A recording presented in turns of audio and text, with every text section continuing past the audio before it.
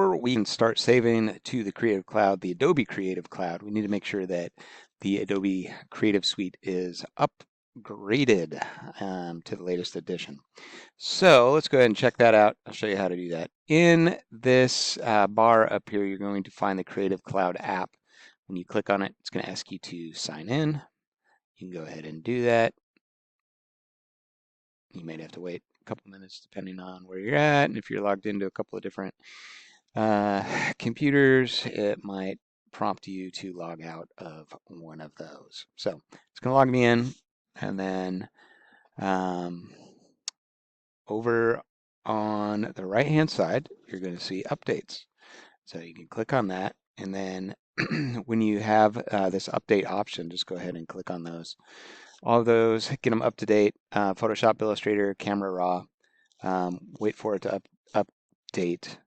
And then once it's updated, then you'll be able to save to the Creative Cloud. So if you're trying to save to the Creative Cloud and you're not able to, it's probably because you need to upgrade to the latest version of Photoshop.